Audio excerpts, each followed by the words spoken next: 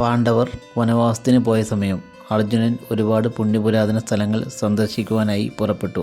അദ്ദേഹം പല ദിക്കുകളും നാടുകളും കടന്ന് ഒടുവിൽ രാമേശ്വരം വന്നണഞ്ഞു. അവിടമാകെ ചുറ്റി നടന്ന സമയം അർജുനൻ രാമസേതു കാണുന്നു. അപ്പോൾ അർജുനൻ്റെ മനസ്സിൽ ഒരു ചിന്ത ഉണ്ടാകുന്നു. ഭഗവാൻ ശ്രീരാമൻ വാനരന്മാരുമായി ചേർന്ന് ഈ പാലമുണ്ടാക്കിയത് ഒരു വിഡ്ഢി ആശയം അല്ലേ? അതിന് വേറെയും മാർഗങ്ങൾ ഇല്ലായിരുന്നോ? അങ്ങനെയൊക്കെ ചിന്തിച്ചു നിൽക്കുന്ന സമയം ആരോ അദ്ദേഹത്തെ ചിന്തയിൽ നിന്നും ഉണർത്തി.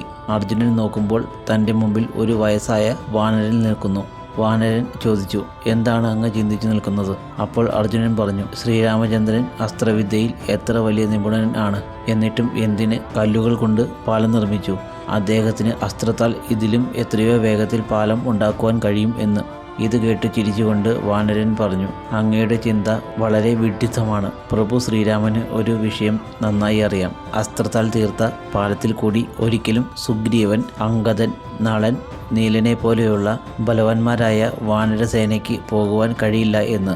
തൻ്റെ ചിന്തയെ വിഡ്ഢിത്തം എന്ന് പറഞ്ഞു കളിയാക്കിയ വാനരനോട് അർജുനൻ കോപത്തിൽ പറഞ്ഞു, എന്ത് നമ്മുടെ ചിന്ത വിഡ്ഢിത്തമാണെന്നോ? അസ്ത്രത്താൽ എങ്ങനെ പാലം നിർമ്മിക്കാം എന്ന് നാം ഇപ്പോൾ കാണിച്ചു തരാം. അപ്പോൾ വാനരൻ പറഞ്ഞു, അങ്ങ് അസ്ത്രത്താൽ നിർമ്മിക്കുന്ന പാലത്തിനു എൻ്റെ വാൽ പോലും താങ്ങുവാനുള്ള ശക്തി കാണില്ല. ഇത് കേട്ട് വളരെയധികം കോപാകുലനായ അർജുനൻ പറഞ്ഞു, ഹേ വാനര, ഞാൻ അസ്ത്രവിദ്യയിൽ ഉണ്ടാക്കുന്ന പാലത്തെ നിനക്ക് തകർക്കുവാൻ സാധിച്ചാൽ ഞാൻ ഇവിടെ തന്നെ അഗ്നിയിൽ ജീവത്യാഗം ചെയ്യും എന്ന് പറഞ്ഞുകൊണ്ട് അർജുനൻ അസ്ത്രവിദ്യ കൊണ്ട് വലിയൊരു പാലം നിർമ്മിച്ചു.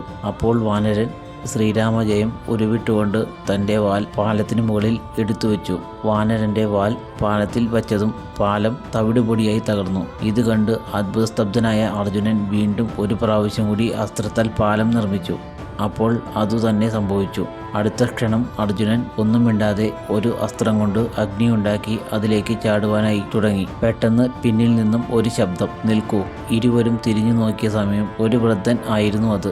അയാൾ പറഞ്ഞു, നിങ്ങൾ ഇരുവരും മത്സരം നടത്തിയത് നിയമം തെറ്റിച്ചുകൊണ്ടാണ്. കാരണം നിങ്ങൾക്കിടയിൽ ഒരു മധ്യസ്ഥൻ ഉണ്ടായിരുന്നില്ല. ഇനി നിങ്ങൾ ഒരിക്കൽ കൂടി മത്സരം നടത്തുക. മധ്യസ്ഥ സ്ഥാനം നാം വഹിക്കാം. 2 പ്രാവശ്യം പരാജയപ്പെട്ടത് കാരണം ഈ പ്രാവശ്യം അർജുനൻ ശ്രീകൃഷ്ണ ഭഗവാനെ പ്രാർത്ഥിച്ചിട്ടാണ് അസ്ത്രം തൊടുത്തത്. പാലം നിർമ്മിക്കപ്പെട്ടു. വാനരൻ വാൽ അതിനു മുകളിൽ വെച്ചു. യാതൊന്നും സംഭവിച്ചില്ല. വാൽ കൊണ്ട് ശക്തമായി അടിച്ചു. പാലം അതുപോലെ തന്നെ നിന്നു. ഇത് കണ്ട സമയം അർജുനനും വാനരനും അത്ഭുതമായി. അപ്പോൾ വാനരൻ പറഞ്ഞു, എൻ്റെ യഥാർത്ഥ രൂപത്തിൽ ഒരു പ്രാവശ്യം കൂടി എനിക്ക് ശ്രമിക്കുവാനുള്ള അവസരം തരണം. ശരിക്കും ആ വാനരൻ രൂപം മാറി വന്ന ആഞ്ജനേയൻ ആയിരുന്നു. ആഞ്ജനേയനെ കണ്ടതും അർജുനൻ ഭക്തിയോടെ അദ്ദേഹത്തെ വണങ്ങി. ആഞ്ജനേയൻ പാലത്തിന് മുകളിൽ കയറി തുള്ളിയിട്ടും ആ പാലത്തിന് യാതൊന്നും സംഭവിച്ചില്ല. അപ്പോൾ തന്നെ ആഞ്ജനേയന് കാര്യം മനസ്സിലായി. ഇതിനെല്ലാം കാരണം ആ വയസ്സായ ആൾ ആണ് എന്ന്.